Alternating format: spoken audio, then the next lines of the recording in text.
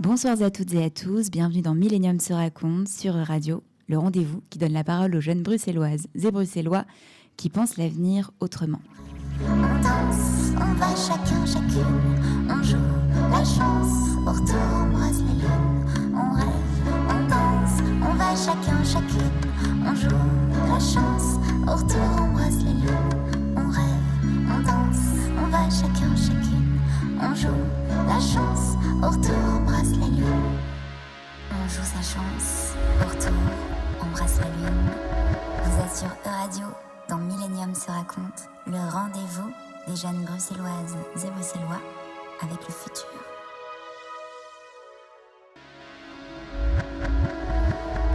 Comment le rêvons-nous, ce futur ? Je suis Romy Trajman et chaque samedi avec Millennium se raconte, je tends le micro à une jeunesse bruxelloise qui s'interroge sur l'avenir et agite nos pensées. Bien que différents de par leur vécu et leurs intimes, ils portent en eux le rêve commun d'un futur plus humain. Aujourd'hui, nous nous intéressons au rôle de la culture face aux oppressions. Comment la culture peut-elle réinstaurer un dialogue social ? La culture, cet espace ouvert qui porte souvent ces voix aussi oubliées, celles de ces femmes et ces hommes qui peuvent des fois perdre pied, perdre foi, ou que l'on relègue au banc de la société. Comment la culture est un outil de lien et donc de paix dans une société de plus en plus violente.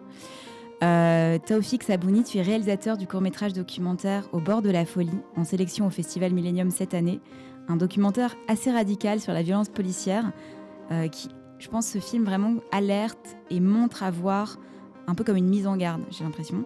Donc, film assez fort. Tu es né en Syrie où tu as grandi, tu as étudié le droit et puis tu as commencé à filmer là-bas la Révolution. Tu es arrivé il y a 7 ans à Bruxelles. Tu as d'abord étudié Sciences Po à l'ULB avant de rejoindre l'INSAS en réalisation, dont tu viens d'ailleurs de sortir.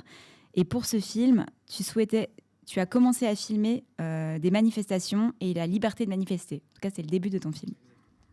Samuel Tillman, tu es réalisateur et producteur et fondateur de Eclectic, société de production et de distribution de films et de documentaires. Après un master à l'université d'Oxford et un doctorat en histoire à l'ULB, en histoire, tu co-scénarises et produis Saran Heureux de Joachim Lafosse, Grand Prix au festival Premier Plan d'Angers en 2007. Ton deuxième court-métrage, Nuit Blanche, gagne le Magritte du meilleur court-métrage en 2011. Tu co-écris ensuite et mets en scène les 3e, 4e, 5e et 6e cérémonies des Magritte du cinéma en Belgique. Et en 2005, tu crées ta propre structure de production, Eclectic. Tu es également membre de Still Standing for Culture, qui a mené des actions concrètes contre la répression de la culture en période de pandémie. Merci à tous les deux d'être là, autour de cette table. Merci. Taoufik, dans le film Au bord de la folie, tu interroges des jeunes qui ont vécu des violences policières, dont le frère d'un jeune homme fauché par la police et dont la cause de sa mort reste en suspens. Donc c'est son frère qu'on voit à l'image et c'est son frère qui porte aussi le combat de cette injustice, et puis la mère aussi. Non, ça c'est une autre mère, mais c'est son frère qui... Oui, c'est que son frère qui était interrogé dans le film. Les personnages que tu interroges expriment leur dégoût, je dirais, et leur haine aussi de la police, et une justice dans laquelle ils n'ont plus foi. Pourquoi ce sujet ? Et est-ce que toi, tu as été confronté à des violences, et pourquoi tu as choisi ce sujet ? En fait, moi, je n'étais pas été confronté vraiment à la violence policière, mais le sujet a commencé pour moi, le film, ou l'idée de faire ce film a commencé pour moi quand je commençais juste à faire un film. Au départ, j'aimerais juste faire un film sur la différence entre faire une manifestation ici, à Bruxelles, en Europe, et faire une manifestation en Syrie. Du coup, c'était ça l'idée de départ. Et, la liberté de faire une manifestation ici et comment en Syrie il n'y a pas vraiment de liberté pour faire une manifestation. Et plus que je rentre dans le sujet, je vois que oui, il y a la liberté de faire une manifestation, mais quand même, il y a une sorte de violence que j'ai commencé à découvrir. Et par la police, comment faire avec les manifestants et tout ça. Et là, j'ai commencé plus à entrer dans le genre de violence policière, chercher dans c'est quoi les genres de violence policière. Et je commençais à rencontrer des jeunes dans des quartiers populaires. Et là, j'ai trouvé que c'était vraiment la première violence policière. C'était contre des jeunes dans des quartiers qui sont des quartiers populaires, qui sont d'origine arabe ou noire. Et là, j'ai décidé de faire un film sur ça. Samuel, tu es réalisateur et fondateur donc, de Eclectic, une société de production de documentaires et donc membre de Still Standing for Culture, justement, qui, j'imagine, a manifesté aussi, qui était présente durant les manifestations pendant la pandémie, donc aussi le droit à manifester aussi contre des mesures, je dirais, d'oppression plutôt sur la culture. Pourquoi tu as rejoint, toi, cette association et quels sont les champs d'action dans lesquels, de l'asso et qui te tiennent à cœur, toi ? Ça a été crescendo, je pense, parce qu'au départ, un peu par hasard, j'étais amené à témoigner devant le Parlement. Et je me suis rendu compte qu'il y avait un décalage. Là, on est au 2e mois de la pandémie, je pense. Donc, vraiment confiné. Enfin, c'est tout début, quoi. Et je me rends compte qu'il y a un décalage énorme entre la perception de nos métiers de la part du politique et nos réalités de terrain, quoi. Et je m'étais déjà engagé avant un petit peu dans le combat politique. Mais voilà, pas de manière très ferme, on va dire. Et comme assez rapidement, je me suis rendu compte qu'il y avait vraiment, c'est au-delà de l'indifférence, il y avait un mépris de la part du politique envers nos réalités, mais aussi nos activités et ce qu'on pourrait apporter à la société, surtout en temps de crise. Je me suis mobilisé un peu plus, puis on a créé Still Standing pour une première manifestation, dans mon souvenir, c'est au mois de juin, donc déjà après quelques mois. Et puis on fait partie du coup des créateurs de... Oui, ouais. J'étais au départ. En fait, ça a été un collectif mouvant, quoi. C'est-à-dire qu'il y avait des gens qui rentraient, qui sortaient. Moi, j'ai vraiment à peu près fait toutes les étapes, donc toutes les mobilisations.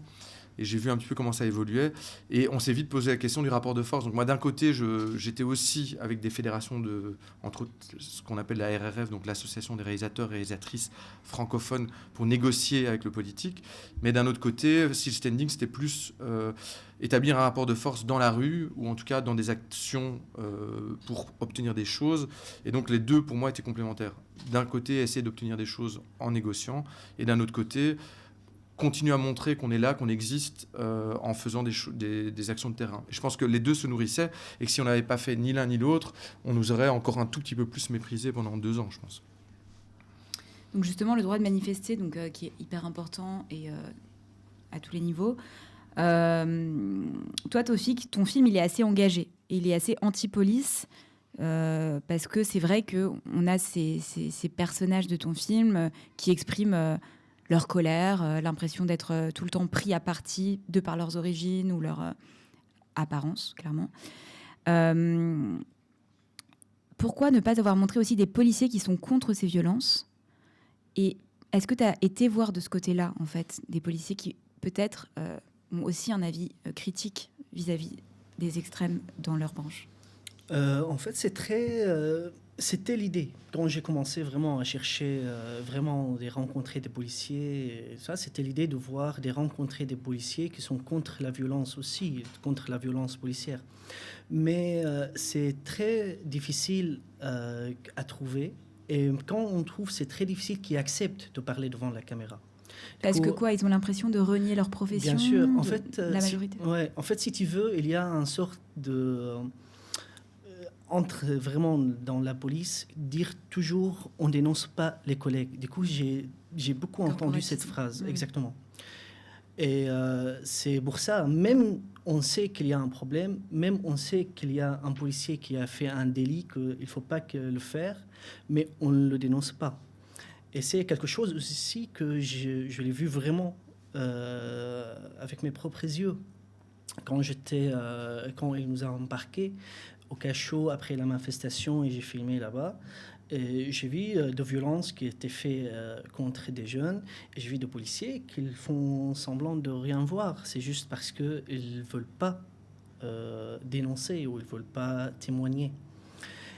Et après, j'ai continué à chercher. J'ai rencontré le policier, le personnage dans mon film. Et l'idée pour lui, c'était vraiment, quand on a commencé à discuter par téléphone, avant qu'on se voit, c'était, pour lui, c'était l'idée de dire la vérité, de dire qu'il n'est pas d'accord avec ce genre de violence. Je pense d'une manière ou d'autre, Quentin, il le dit quand même, parce qu'il est sincère avec ce qu'il dit. Ouais, pour resituer, c'est donc tu as un policier donc dans le film, en effet, il parle, mais c'est un peu, en fait, ça se retourne contre lui parce que il a un peu un mépris, quoi. Oui, en fait, parce que ça retourne contre lui, parce que je ne sais pas, mais selon moi, s'il y a un porte-parole de police qui va parler, il ne va pas dire la même chose. Et je pense que nous, on a toujours d'entendre juste le porte-parole de la police. On n'entend pas les policiers. Et en fait, pour moi, je pense que ce policier, il parle d'une manière très simple et il dit vraiment juste la vérité sans rien cacher. Et c'est vraiment ça, je pense que c'est la vérité. Et moi, j'apprécie qu'il était sincère avec nous, avec lui-même. Parce que, tu as vu, dans le film, il y a des moments où il dit qu'il se lâche pour juste parler des choses qu'on nous on dit que ne sont pas bien. Il est un peu raciste, en fait, il faut le dire. Oui, peut-être, oui. Malgré lui, mais... C'est pas, je sais pas si c'est vraiment... En fait, je pense, lui, il est pas raciste ou d'une manière raciste qu'il est extrême, mais c'est juste... pour lui, c'est pas de racisme. Oui. Pour lui, ce qu'il dit, c'est pas de racisme, c'est comme ça et c'est normal. En vrai, c'est le contraire, c'est pas normal. C'est pas du tout normal. Samuel, toi, tu produis beaucoup de documentaires chez Eclectic. Pourquoi cet appétit sur cette forme documentaire ? Parce que tu viens aussi de la fiction, tu as écrit des choses plutôt fictionnelles. Est-ce que c'est la force c'est un miroir plus brut de la société ? Quelle est ton appétence pour cette forme et pourquoi ? Vaste question, c'est compliqué. Moi, j'ai l'impression, parce qu'il y a aussi la question... il y a plein de questions qui se chevauchent ici, qui sont toutes intéressantes, parce que j'avais presque envie de réagir à tes Taoufik, parce que nous... Par rapport à cette contestation, les policiers incarnent l'autorité dans le cadre de Still Standing. On a été souvent face à des policiers qui devaient nous obliger à faire des choses un peu absurdes. Je prends un bête exemple. À l'époque, on ne pouvait jouer que devant 10 personnes dans une église. Et donc, il y a un musicien, je ne sais pas si vous avez suivi ça, qui s'appelait Quentin Dujardin, qui a été joué avec sa guitare pour montrer l'aberration que dans une église, on avait le droit de jouer, mais qu'un artiste ne pouvait pas jouer. Et là, il y avait toute une série de policiers qui devaient nous empêcher de rentrer, et en même temps ils savaient qu'ils jouaient dans une mauvaise comédie, ils étaient embêtés, donc à la limite hors caméra ils nous disaient voilà je suis désolé, ils étaient embêtés, mais d'un autre côté ils incarnaient l'autorité, donc pour réagir aussi à cette idée que en fait il y a l'autorité avec un grand A et donc le corporatisme qui fait qu'il y a un discours lissé, et puis en fait quand on apprend à connaître les gens on se rend compte que tout est plus complexe, et en tout cas dans le cas du Covid et des règles contre la culture à différents moments, tu avais quand même beaucoup de gens, beaucoup de policiers qui étaient sommés d'intervenir par les bourgmestres, par exemple, dans les théâtres, et qui étaient vachement embêtés, parce qu'ils sentaient qu'il y avait une violence symbolique, eux, arrivant en policier et demandant aux gens de sortir, alors qu'au même moment, des gens se pressaient dans la rue Neuve, ou qu'il y avait des foules et des attroupements un peu partout, et qu'on acceptait. Donc voilà... On ne peut pas dire le policier où il y a autant d'individus. Maintenant, effectivement, il y a une forme de violence structurelle et qui est liée à la police. Et ça, on l'a vécu très fort. Après, pour revenir à la question du documentaire, moi, ce qui me semble intéressant, c'est déjà explorer le réel sous des formes chaque fois différentes. Parce qu'en fait, il y a autant de documentaires que de documentaristes, quelque part, j'ai envie de dire. Là, de plus en plus, ces 2 derniers films qu'on produit, c'est plus des choses à mi-chemin entre la fiction et le documentaire. Et je sais qu'il y a toutes ces tendances au documentaire d'aller reconstituer, recréer des situations et des choses comme ça. Donc ça m'intéresse beaucoup formellement. Et puis surtout, je trouve que ça, c'est une bonne manière de créer du débat. Et en fait, c'est ce qui m'a manqué, moi, pendant 2 ans. C'est rassembler des gens autour d'un film, d'un sujet, et que en sortant de ce film qu'on a vu ensemble et collectivement, on n'a pas tous le même rapport à ce qu'on a vu, et donc quelque part on recrée du réel même après dans les débats, et on peut suite à ça, je pense, garder du lien, ce qui nous avait aussi manqué pendant 2 ans, et ce lien est absolument essentiel pour qu'on reste dans une forme d'humanité. Il y a en enlevant l'art quelque part, on déshumanise un petit peu le réel et les gens. Et là, il y avait un risque sur le long terme contre lesquels nous, on s'est mobilisé très fort, quoi. Merci. On va écouter un extrait de ton film, Taufik.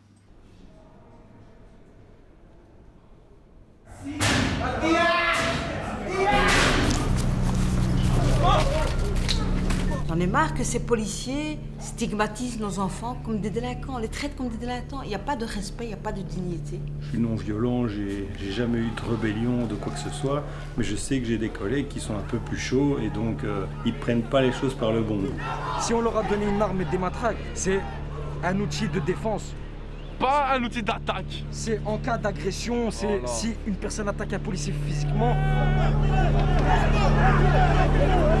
C'est pas fini. On est en 2021, on est en Europe, on est à Bruxelles.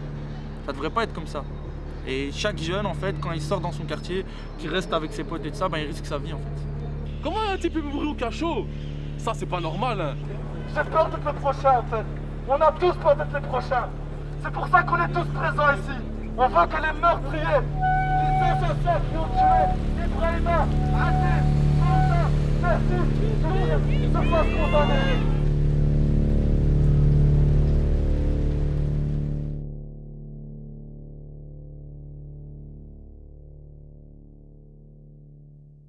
Donc Taufik, dans ton film, on a l'impression d'une injustice profonde et une cassure un peu non réparable. À la fin, on voit des jeunes aussi qui jettent des pierres sur la police et qui crient aussi leur haine. Est-ce que il faut répondre à la violence par la violence? Comment tu te situes là-dessus? Parce que c'est vrai que la fin de ton film, c'est ça, c'est la violence envers la police. Je pense pas qu'il faut répondre à la violence par la violence. Mais je pense que c'est la manière que les jeunes qu'ils la trouvent juste pour répondre, parce qu'en fait ils ont pas écouté. Je pense que ces jeunes là dans les quartiers où ils vivent, ils sont pas vraiment écoutés. Et quand il y a un jeune qui est contrôlé plusieurs fois par jour, et quand il y a son pote qui est au cachot pour rien, et quand il y a quelqu'un, alors après, un de leurs potes qui est mort et tout ça, du coup, bien sûr, il y a de la haine qu'il va se créer toujours pour eux. Et c'est ça toujours le problème. En fait, il n'arrive pas à exprimer d'une autre manière, je pense. En fait, c'est leur manière de dire qu'on a mal, qu'il faut nous s'écouter. Et moi, c'est ça ce que j'essaie de montrer, et que c'est pas qu'il répond à la violence, j'essaie de montrer pourquoi il y a cette violence. Et c'est ça la fin pour moi, c'est pourquoi il y a cette violence. Pourquoi, d'où ça vient, et pourquoi il y a cette haine vis-à-vis à la police. Parce que, est-ce que tu n'as pas peur de donner justement un message de haine dans le film, ou bien comment espères-tu que ton film puisse donner aussi un message, enfin l'humanité derrière, voilà, quel est ton message à travers ce film? En fait, moi, je sais pas, mais moi, en tant que réalisateur, j'aime pas donner un message. J'aime juste dire les choses. Tu veux montrer. Voilà. En fait, moi, je cherche juste à montrer. Je veux plus donner un message ou dire c'est quoi mon message. J'ai aucun message derrière le film. Ce que dans ce film, c'est juste, je veux montrer une réalité, quelque chose qui se passe à Bruxelles en 2021-22.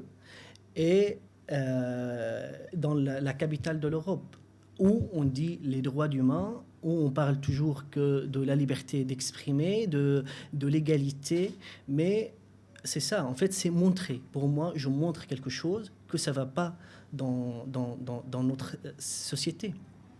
Et le fait que les jeunes partent avec de violence ou continuent avec de violence, c'est juste une manière pour moi d'exprimer. Est-ce que justement, parce que transformer cette violence en faire autre chose, c'est aussi le rôle de la culture, c'est de recréer du lien, enfin voilà, du cinéma.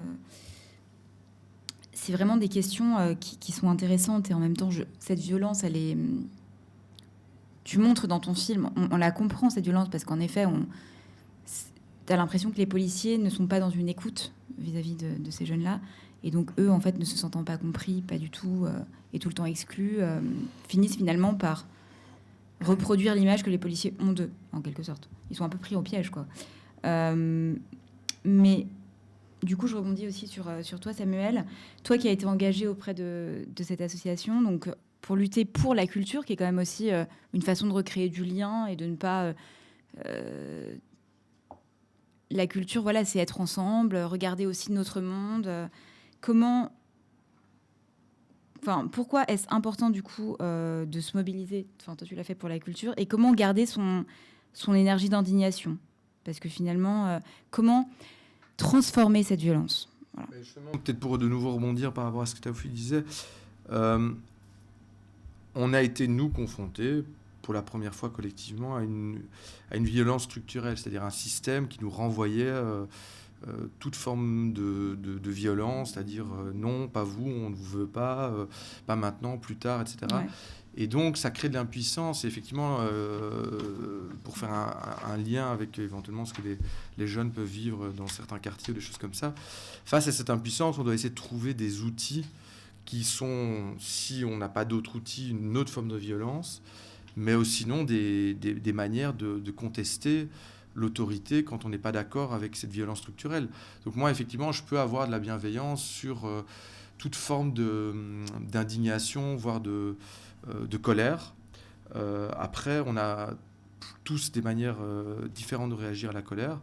Et nous, en l'occurrence, effectivement, on a cet avantage de pouvoir transformer cette colère en film, par exemple, ou en texte, ou en manière de faire réagir, de faire débattre. Et je pense que cette indignation-là, elle existe déjà dans nos métiers. Et puis, pendant la période de pandémie, elle s'est peut-être un tout petit peu plus incarnée, en tout cas en ce qui me concerne, dans une forme d'investissement politique. Mais je pense qu'on est de toute façon, d'une manière ou d'une autre, politique quand on fait du cinéma. Quel que soit le cinéma d'ailleurs. Je crois que être politique, c'est d'avoir un impact sur le monde, sur le réel, et en faisant exister une fiction, un documentaire, on fait exister un débat, et donc on bouge les lignes, peut-être à la marge, mais un petit peu, et c'est comme ça qu'on a aussi un rôle dans nos métiers, selon moi. Merci.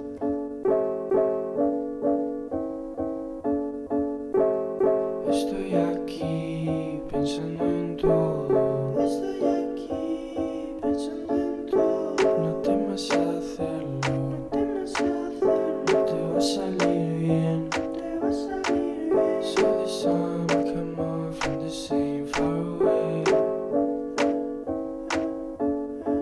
So the sun come up from the same far away. So the sun come up from the same far away. No te estaba mintiendo, ahora vete con él.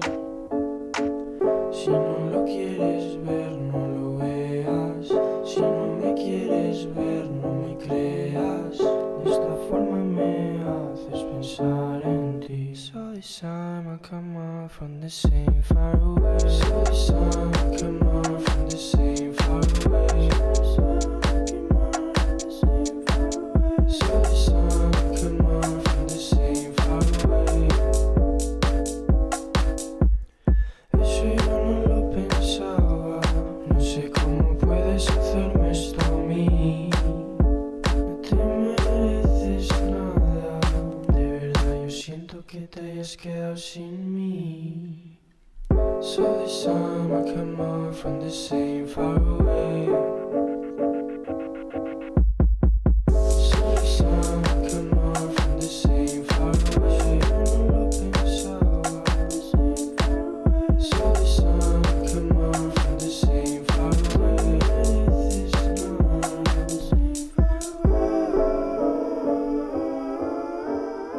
Taoufiq, toi, on discutait un petit peu et tu évoquais que tu avais été prisonnier politique en Syrie et que tu n'avais...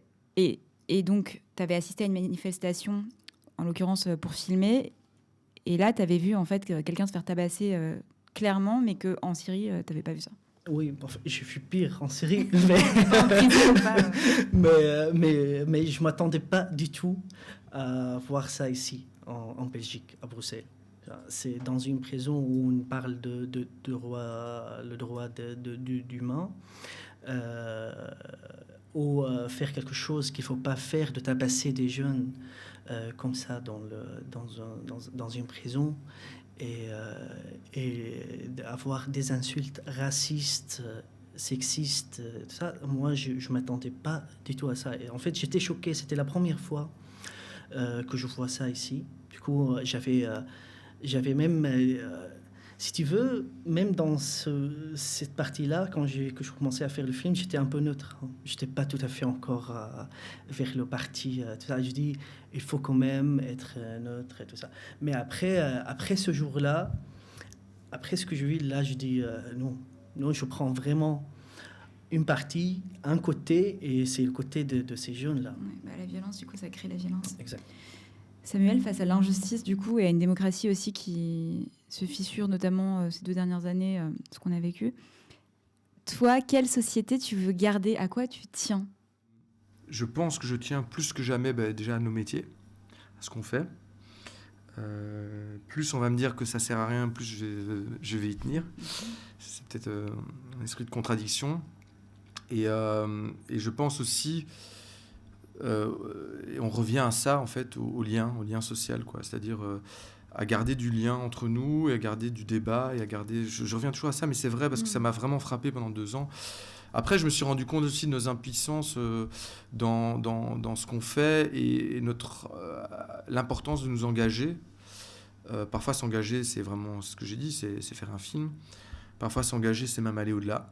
Et ça, je m'en suis rendu compte ces 2 dernières années. C'est qu'on ne résout pas tout en juste dénonçant, mais aussi, parfois, il faut s'impliquer.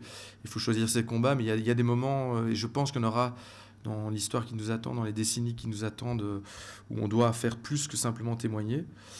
Donc oui, je crois que ça, c'est important, cette capacité à s'indigner et à s'engager. Mais j'y crois, je pense vraiment qu'on n'est pas à la fin de l'engagement ni à la fin de l'indignation. C'est-à-dire que je vois les générations qui nous suivent, ils sont hyper impliqués et je suis plutôt optimiste à cette idée-là. Par contre, je vois aussi, à travers cette période un peu sombre dans laquelle on est, une forme de lassitude du capitalisme, hein, parlons clairement, une espèce de cette grande lessiveuse où on a dû être utile, où on a dû juste faire des activités et consommer pour faire tenir le système, qui use et qui nous perd un peu sur quels sont nos objectifs et nos priorités. Et je pense que de ça, on va avoir des réponses fortes, en tout cas j'espère. Est-ce que vous avez un vœu ou un message à faire passer au Festival Millennium? Un vœu pour le futur? Moi j'en ai parce que justement les festivals, quand on fait du cinéma, c'est tellement important, parce que c'est les rares moments où les cinéastes peuvent rencontrer les publics, et c'est aussi les rares moments où les publics vont pas spécialement pour voir un sujet, un thème ou quelqu'un qu'ils connaissent ou un acteur qu'ils connaissent ou une actrice, mais aussi simplement parce qu'il y a une proposition de programmateurs ou de programmatrices et qu'ils y vont parce qu'ils ont envie d'être surpris, quoi. Donc je trouve ça assez génial, et c'est longue vie au Festival Millennium et longue vie à tous les festivals de cinéma, et continuons à faire vivre la salle et les rencontres. Merci.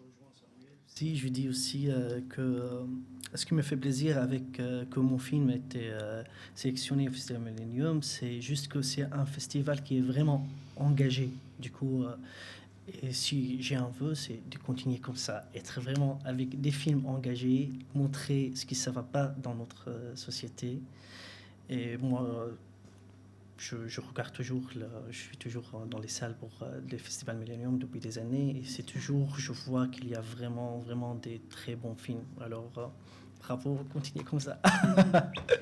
Merci beaucoup. Merci Samuel et Tawfik d'avoir apporté de la conscience aujourd'hui vers le futur. Merci au Festival Millennium, Zlatina, Lubo et Géopolis, Elisa et Ulrich qui produisent l'émission, ainsi qu'au Café L'Ascenseur qui nous accueille si chaleureusement. Merci à Laura, Coralie, Céline, Skevi, Jimmy, Charles et toute la belle équipe derrière cette émission. On se retrouve la semaine prochaine avec de nouveaux invités éclaireurs. C'était Millennium se raconte. Je vous souhaite à tous une très belle soirée, pleine d'espoir et d'idées.